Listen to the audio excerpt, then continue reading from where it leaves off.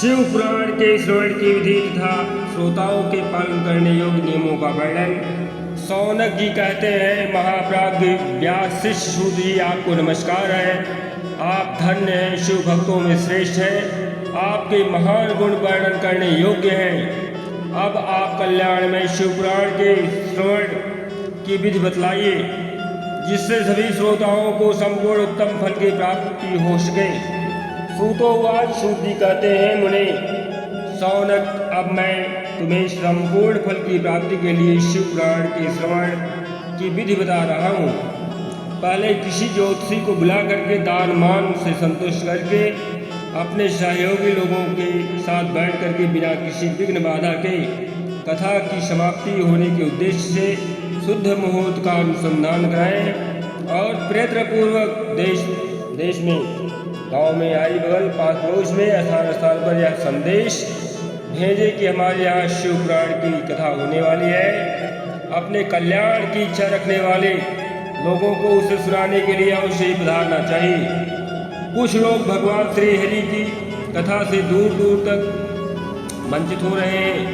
कितने ही स्त्री आज जो है भगवान शंकर की कथा कीर्तन से वंचित रहते हैं।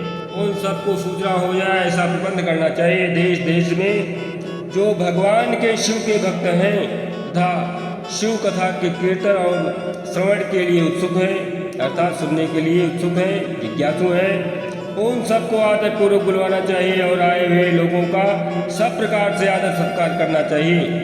शिव मंदिर में तथा तीर्थ में, वन प्रांत में अथवा घर में शिव पुराण की कथा सुनाने के लिए उत्तम व्यवस्था होनी चाहिए और सुनने वालों के लिए भी व्यवस्था होनी चाहिए उत्तम। इस प्रकार से स्थान का निर्माण करना चाहिए ताकि वहाँ सब लोग आसानी से बैठ सकें। केले के खम्भों से सुशोभित एक पूजा कथा मंडप तैयार करना चाहिए। उसे सब ओर से फल पुष्पों से, आग से तथा सुंदर चंदोई से अलंकृत करें और चारों ध्वजा पताका लगा करके तरह तरह के सामानों से सजा करके सुंदर शोभा संपन्न कर दें। भगवान शिव के प्रति सब प्रकार से उत्तम भक्ति करने चाहिए। वही सब जो है इस तरह से आनंद का विधान करने वाले हैं। परमात्मा भगवान शंकर के लिए दिव्य आसन का निर्माण करना चाहिए। कथावाचक के लिए भी एक ऐसा दिव्य आसन बनाना चाहिए जो उनके लिए सुखद हो। और मुने इस नियमों को जो है ध्यानपूर्वक सुनिए। भगवान श्री विष्णु और ब्रह्मा और महाप्रलय काल में महारुद्र स्वरूप शिव पुराण का जो अनुसरण करता है और श्रोताओं को इस प्रकार से यथायोग्य सुंदर स्थानों की व्यवस्था करनी चाहिए ताकि जो है ब्रह्मा विष्णु महेश इन तीनों महाशक्तियों के संयुक्त मिलन से महाशिव पुराण का श्रवण किया जा सके। इस प्रकार से जो है अन्य लोगों के लिए साधारण स्थान नहीं रखनी चाहिए। जिसके मुख से निकली हुई वाणी देहधारियों के लिए कामधेनु के समान अभीष्ट फल देने वाली होती है। उस प्राण वेता विद्वान युवक्ता के प्रति शतुच्छ बुद्धि कभी नहीं करनी चाहिए।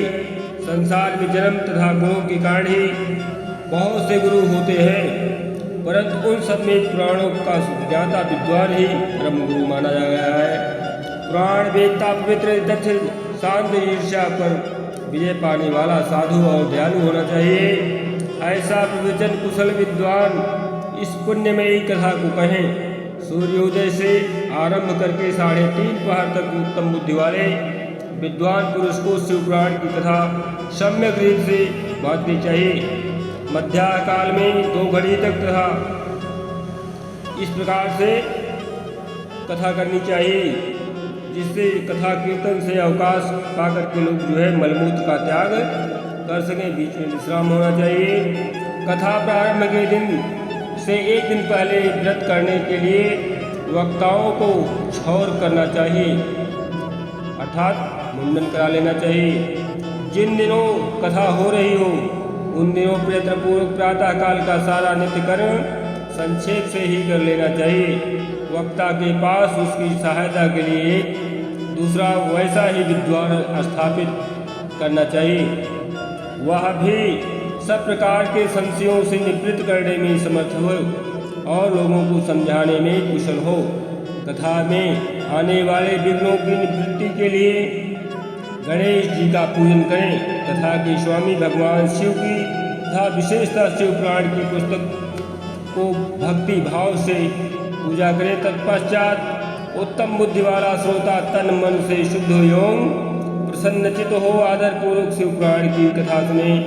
जो वक्ता और श्रोता अनेक प्रकार के कर्मों से भटक रहे हैं, काम आदिशाह विकारों से युक्त हों, स्त्री में आसक्ति रखते हों और पाखंडपूर्ण बातें कहते हों, वह पुण्य के भागी नहीं होते हैं। जो लौकिक चिंता तथा धन गृह एवं पुत्र आदि की चिंताओं को छोड़ करके कथा में मन लगाए रहते हैं, उन शुद्ध बुद्धि पुरुषों को उत्तम फल की प्राप्ति होती है। जो श्रोता श्रद्धा और भक्ति से युक्त होते हैं, दूसरे कर्मों में मन नहीं लगाते हैं और मौन पवित्र एवं उद्देश्य शून्य होते हैं, वह ही पुण्य के भागी होते हैं। सूतोवासुदेव जी कहते हैं कि शौनक अब शिव पुराण सुनने का व्रत लेने वाले पुरुषों के लिए जो नियम है उन्हें भक्ति पूर्वक सुनो।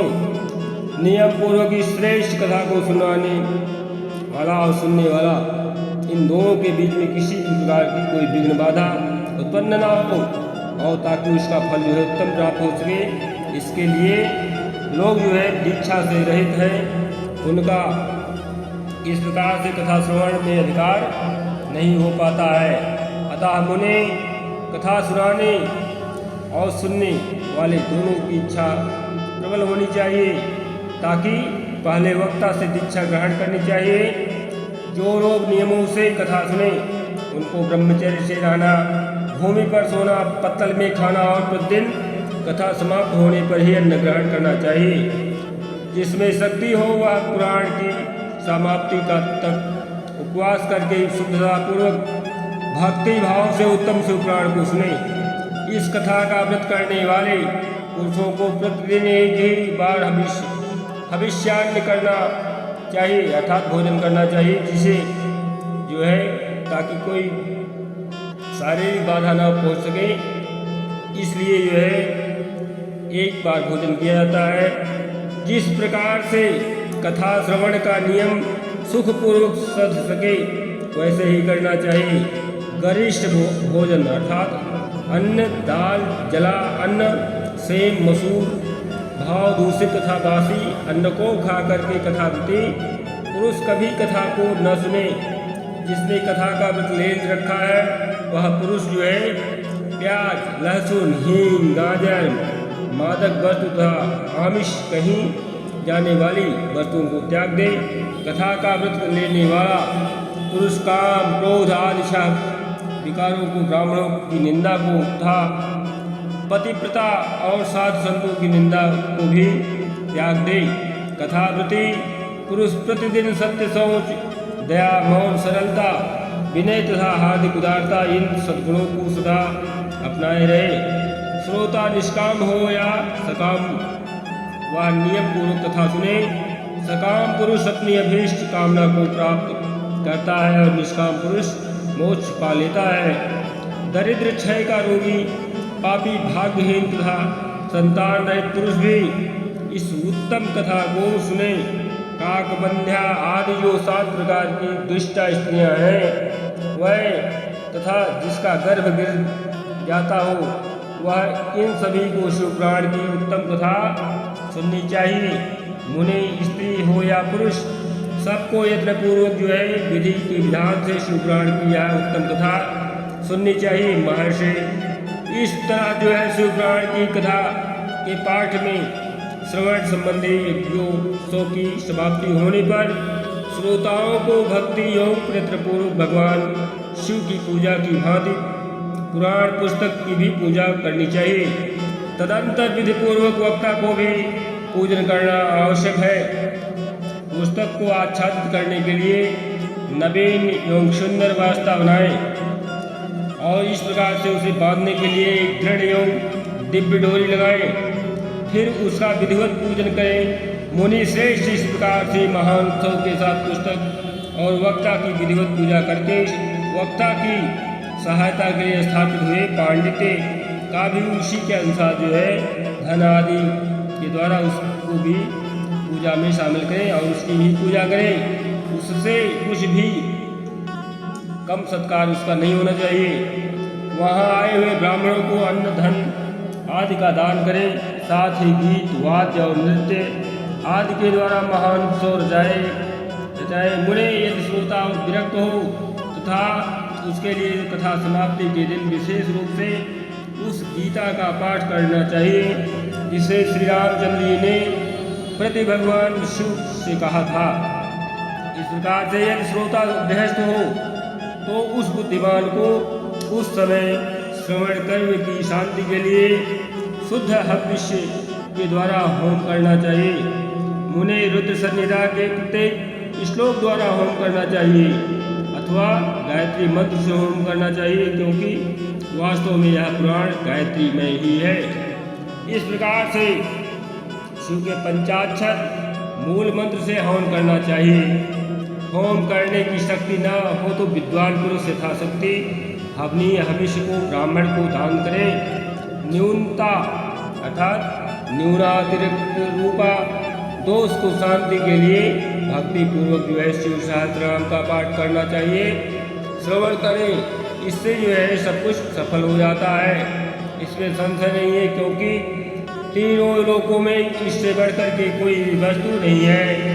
कथा श्रवण संबंधी व्रत को पूर्णता की सिद्धि के लिए 11 ब्राह्मणों को मधु मिश्रित खीर भोजन कराएं और उन्हें दक्षिणा दें। उन्हें यदि शक्ति हो तो 3 तोले सोने का एक सुंदर सिंहासन बनवाएं और उस पर उत्तम अक्षरों में लिखी अथवा लिखाई हुई शिव पुराण की पोथी विधि पूर्वक स्थापित करें।